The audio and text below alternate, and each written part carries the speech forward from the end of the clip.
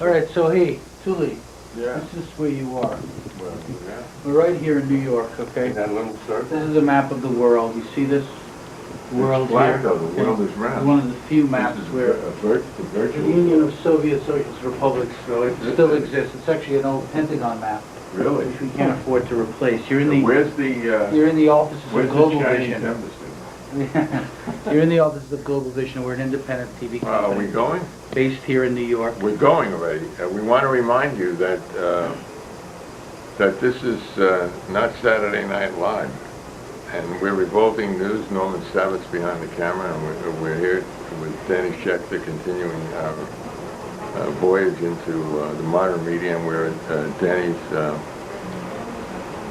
co-op, Global Vision, on Upper Broadway in the city of New York. And you are? I was Tuli. Well, there you go. Everybody's been introduced. We're in the office. We're doing this kind of neat Saturday Night Live open, okay, is what it's called. We're going actually into the office. I'm showing Tuli Now, around. this guy is, now, that's right. Now, we're Tuli, with, this we're is a with a desk. very competent video maker, and he's going to, this Well, we're will gonna also try be a to. lesson on how to make Come with us. radical. Mitch? Yeah. Can we see something here? So we can see something, because we're on TV right now. This is one of our edit rooms, so we're doing a film in here about Nelson Mandela. That's Mitch. Say hello, Mitch. Hello. Hi, Mitch. How are you? And so this is a, Want me to put something up? yeah, a documentary about Nelson Mandela that we're actually... Have you either your hard identification or yellow chip on the throat? Yes, sir. You guys please on the other side. Tell us why you come here. Oh, we're here to meet Nelson Mandela. Who is he? Why is he important? He's the president of the Republic of South Africa. It's a real joy, a kind of real pleasure we have to see Madiba, Nelson Mandela here speaking, and all of Harvard turning out to give him this honorary degree in the same institution that was involved in his repression. And these are our edit rooms for Global Vision. And through here, this is part of our archive. Oh yeah. Wait. Over here, this is Brian. Brian is editing something. Wow. Over here, and working on a project. What is it? He's doing a program about. Tell him what you're doing, Brian. I'm logging an interview right now. What is the show about? Oh, it's a show to raise awareness and some funds for a nonprofit in Brooklyn. It's an organization that provides multiple services for children 0 to 3 that are developmentally slow. They're trying to raise some money, and they're also trying to raise awareness to the public as well as to the politicians to the important services which they provide. But the city doesn't pay.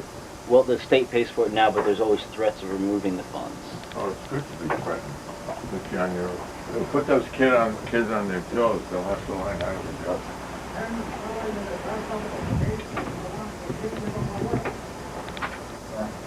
No continúa más contento.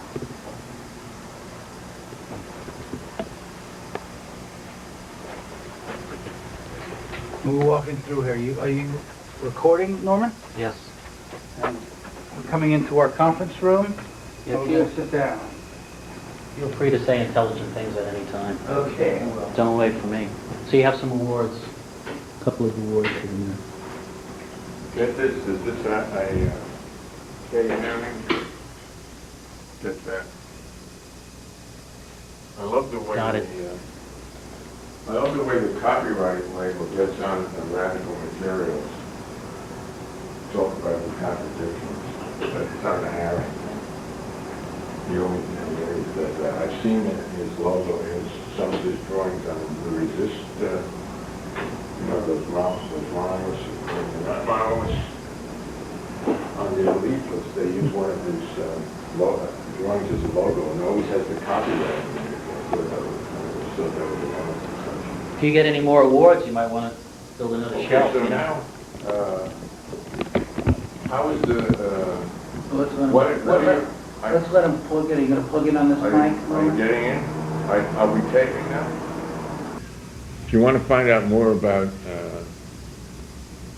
Danny's history and you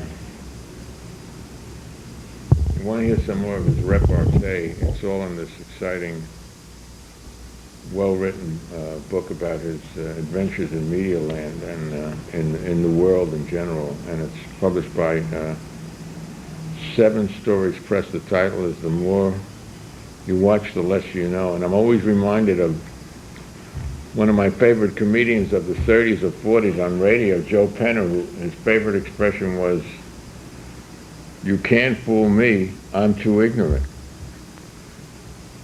And Danny's is a more elegant way to put that.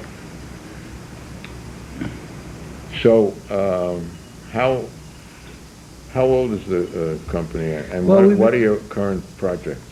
We've been going for 11 years. We're trying to do programming that has some sort of socially relevant value and purpose. We do a lot of different types of programs. And we're working right now, I'm working on this film about Nelson Mandela, hero of the world, Hero for All is what it's called. It's about his, as he steps down as president of South Africa, a look at how he has affected people all around the United States and all around the world. That's one project that we're doing. We're developing a film about Allen Ginsberg and the poem Howl, in which you feature, I believe, or an inspiration of at least part of that poem. No? It's a desperation part of it. Yeah, I'm featured as a desperation. Not featured, I'm an incidental character in the desperation of that poem. I must come back to Mandela, and it's how do you handle, or how can you handle, or what's your opinion of all the terrible things that, in spite of all our best wishes, are happening and have happened in South Africa? Well, South Africa, you have to look at the situation from the starting point. In the case of South Africa, 40 years of an apartheid system that enforced racism, that divided people by law, but excluded the majority from participating, from being involved, and being able to vote, being able to take part in anything. They had a heroic struggle, which was successful. They negotiated peaceful transformation, but they did so with the people who were running the old show, if you will. And so there was an uneasy sort of partnership. They didn't prevail on their own terms. They didn't march into Johannesburg as a liberating army. They had to make a deal. They made a compromise, and that compromise means that a lot of the people who were wealthy and who had power and who had money still have wealth, power, and money. And there's still a form of apartheid in the sense that there's still a tremendous gap. I think Mandela has done a great deal to bring people together in that country. Well, I was talking, and I'll have to compare it to what happened in the Soviet Union. I was not arguing for equality of the races in a terribly exploitative system, but I thought there was a promise of, his allies were communists, so I thought there was going to be a progress toward a more just society that is a democratic, not a social democratic, but a democratic socialist society, the way we had hopes for the Soviet Union. Now, in the Soviet Union, there were two things, I think. First of all, the rest of the world tried to crush it, and it took them some time, but they did, or they started to crush it early. So whatever defects there were at the beginning in the programs of Lenin, who was no saint, became the programs of Stalin and... I don't see how you can compare, Tuli, Stalinism to Mandela. I mean, no, we don't have people being rounded up and put into gulags in South Africa. No, just the black South Africans are killing each other, that's all. Well, the black South Africans are not killing each other. There's 140 murders a day there. What is the basis of crime, Tuli, in any society? Yeah, I know, I'm telling you. It's economic deprivation. Yeah, I know, I believe that, but I'm saying it's a tragedy that this has happened, and you don't expect to make sacrifices for something like that. Now, I think it's a very unrealistic. Yeah, well, let me continue with this. So I'm not saying that Mandela's a Stalinist, and that's a Stalinist society. On the contrary, it's more like it's developing into a capitalist society, as far as I can see. Maybe like China, that still uses the language of communism while it's exploited, while a rich or up ruling class. So there were two things. The rest of the world crushed any possibility for good development in the Soviet, and I think it's doing that in South Africa, unfortunately. And the other thing is that... well, we did a film on... Wait, let me just finish. One more point. Please. The character structure of people who were making the revolution, the Soviets were going to create the new man, however, or new human. However, they neglected to remember that the people who were going to create the new humans were the old humans with all the defects, and you have the defects, and you have the same thing in South Africa. Now, I admit I don't have the answer, but I think we should be realistic. I mean, I do have a theoretical answer, which is democratic anarchism, but that's a little distant from that. But we have to at least admit that these things are happening that we didn't like, and that. But people with illusions get disillusioned easily. You know, if you think that change in the world is like an Alka-Seltzer tablet, where you put it in water, it fizzes, and suddenly you feel better. Yeah. I don't think that's the way it works. Do you think that a million people died in the Algerian Revolution?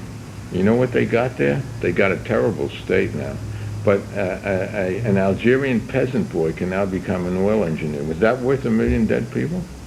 Well, I think, you yourself just said it. People don't make history always on the terms that they choose. The fight against colonialism led to other dictators in some instances. It also is part of a process of liberation and emancipation. I don't know if and change doesn't happen.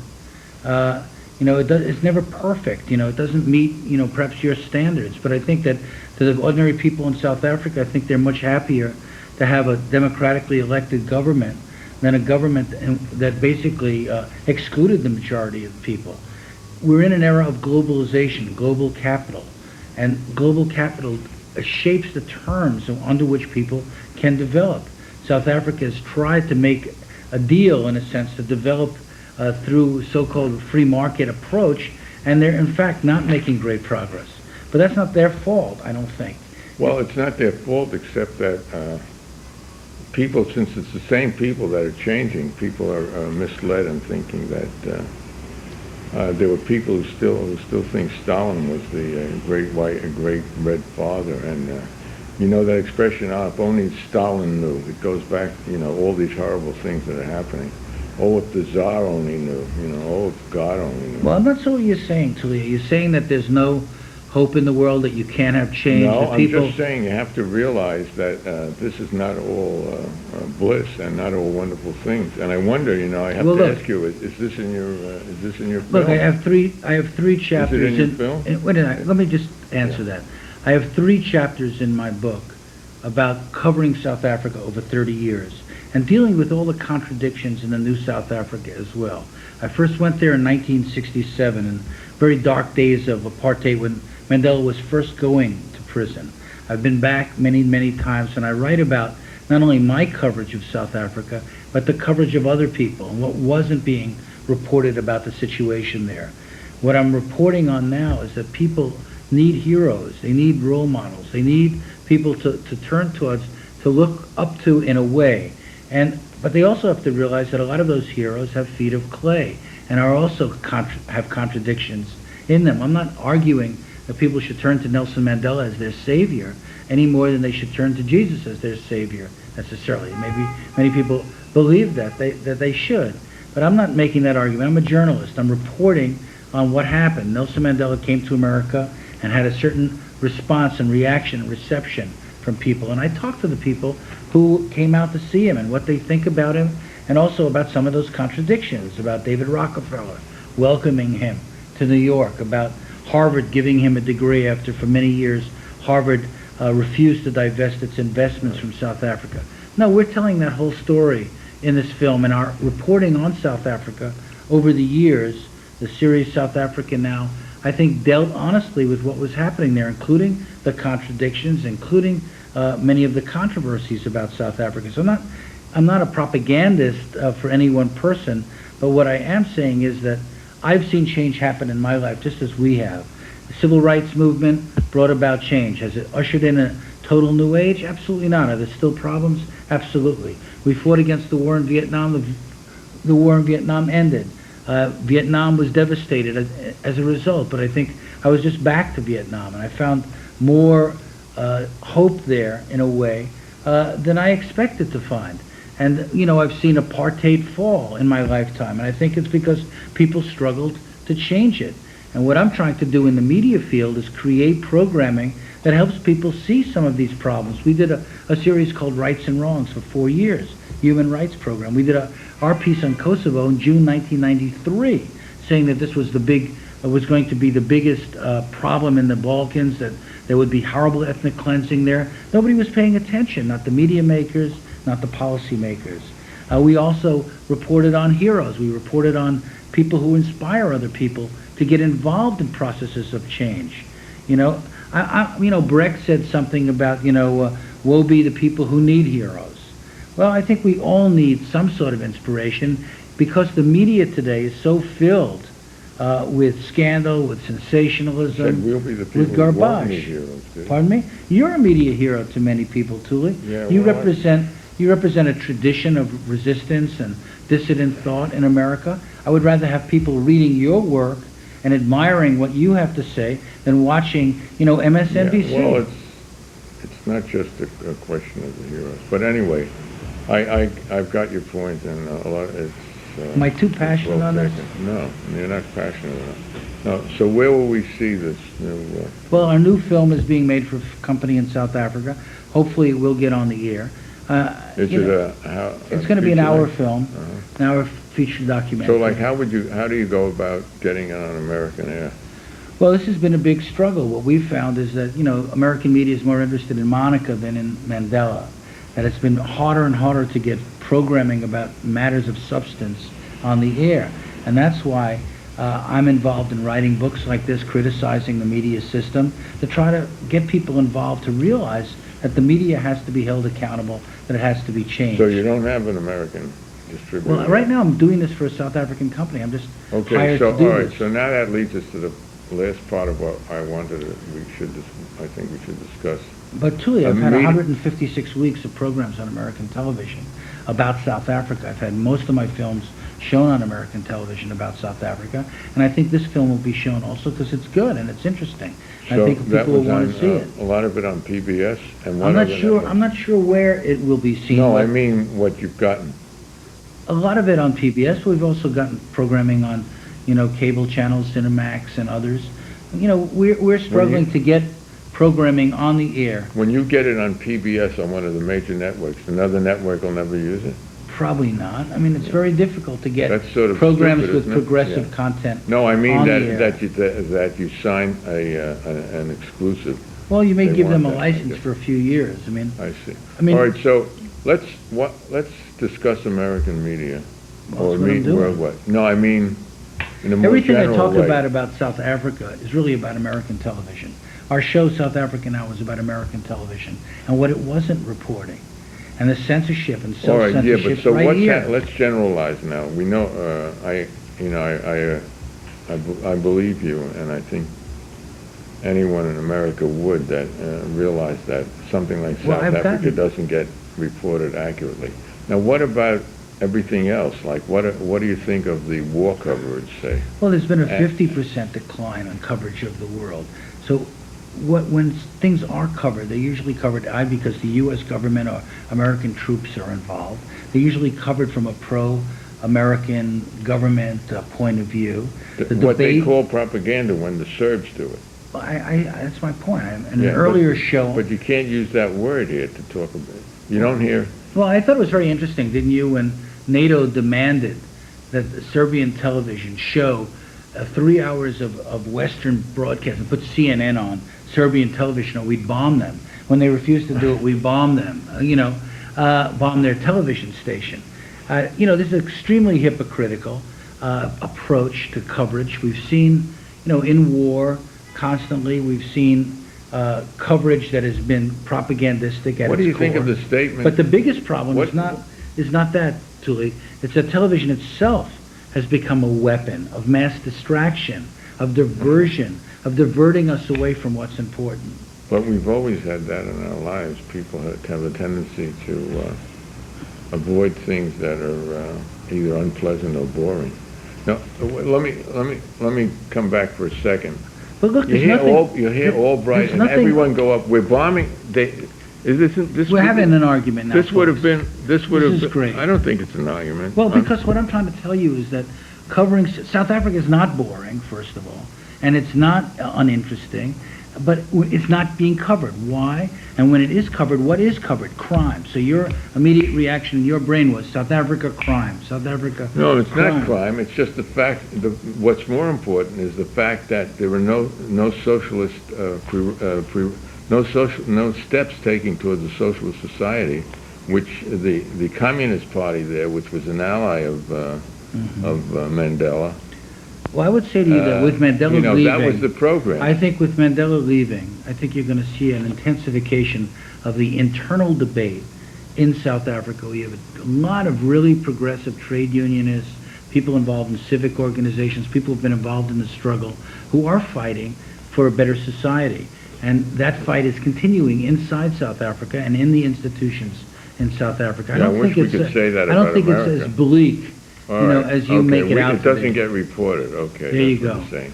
So, what do you think, for instance? I couldn't believe I heard this, that it's okay to bomb the Yugoslav radio TV network because what they put out is propaganda. Well, look, the truth is that I understand that you can laugh at that, but the truth is that Serbian television under Milosevic has been a propaganda Well, then arm. we should bomb the American station. There's been a media war in... Then we should bomb the American station, because they're also presenting the government's point of view and the ruling institution's point of view. What's the difference? We're talking about the use of media to actually incite hatred, to incite and support ethnic cleansing, to really as an instrument of crime.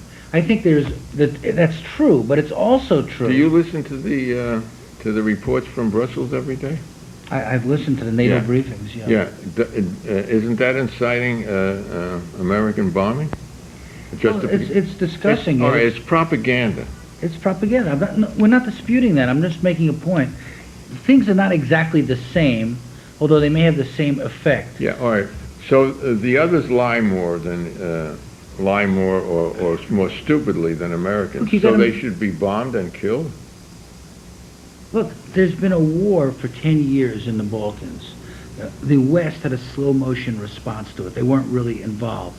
People were being murdered in their homes, shot from the hills in Sarajevo every single day. And American television covered it with a bunch of sound bites, okay, and what we call bang-bang footage. Yeah. There was very little interpretation, very few documentaries or explanation. After 4 years of coverage of Bosnia, the New York Times and CBS News did a poll. And they asked people, who lives in Sarajevo? 59% of the people said the Serbs. Wrong. 25% said they didn't know.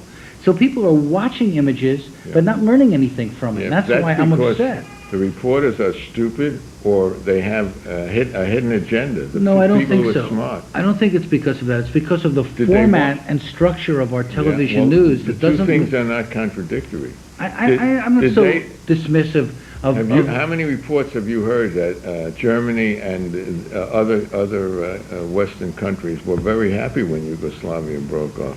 Because then they could control the industrial parts. Look, if you go back into the 80s, what you see there is the IMF and the World Bank making loans to Yugoslavia. And guess who the banker was in Yugoslavia at the time? It was Milosevic. There's a history and a background to this. We might disagree, we might debate it, but that debate and that background is very rarely presented on television. Yeah, there have been some good... rarely. I don't remember. Well, there's a series called The Death of Yugoslavia, which was shown on the Discovery Channel, which was British-made and very good about what led up to the breakup of Yugoslavia. You watch the BBC News? It's sort of better than the American. I think the BBC, but the BBC News is driven by a public service mission, not a commercial mission. And that's the difference, and that's what we won't need here in this country. All right, so what's the, so like we're basically talking of an alternative and, dare I say, a left-wing approach to news. And how do we... I would like to call it a truthful approach to news. I Well, would like of to, course I we would- have the truth. I would like to see some Of more course, our guys diversity have the of truth. voices on the air. Yeah. I don't know what left and right All right, means all right, quite forget anymore that. in the Well, same way that we once really understood that. American institutional, an anti-capitalist. I'm not in love with the word left. Something that opposes the American status quo. The America's Critical the new thinking, Rome. how about that? America- Critical analysis, how about that? That's too vague. America's the new Rome. Well, I'm working on a just project talking- right I was now. just talking. I'm working on a project right now called the Media Channel, which is a big internet super site, which is going to bring together organizations from all over the world who are concerned about transforming the media. It's going to be www.mediachannel.org. Now, it's not up yet. We're looking for people who might be interested in working on this internet super site. We work with an outfit in England called One World Online, oneworld.org, O-R-G, to try to have this kind of debate and discussion on an ongoing basis about the media. I agree with you that obviously I'm not here to apologize for American television. I've written a whole book that's critical of it, you know. Right, But it's important that we don't be kind of knee-jerk about it. That's All right, the so only is the point. internet just going to be the discussion room, or is it going to be... No, it's a news service, and All right, so include me in, okay? okay, well, I'm up for that. So, what's the next step? Well, right now we're trying to raise the money to put this thing online. We're out there begging for dollars So will you do it and from here? donations. It'll be based here at Global Vision or someplace else. We're not All sure right where. then, because I just, got a computer and I actually learned how to receive email. That's all I can do.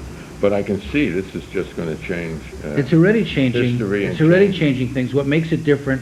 It's global. It's interactive.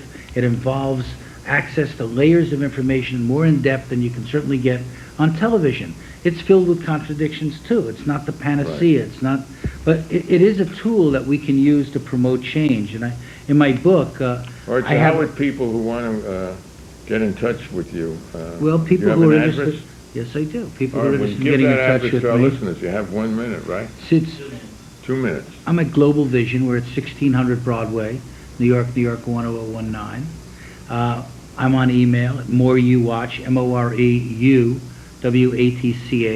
at globalvision.org. That's my email address. Global Vision is our company. The book, The More You Watch, The Less You Know. Oh, wait, I didn't get that. Would you repeat it, please? The book, The More You Watch, The Less You Know, is available in many bookstores. Yeah, but give some of the Seven addresses Stories again. Press. Everyone got... More You Watch, MOREUWATCH. EU? WATCH, More You Watch, Yeah. at globalvision.org. I'd love to get the reaction of any viewers to this new breakthrough in low production television. And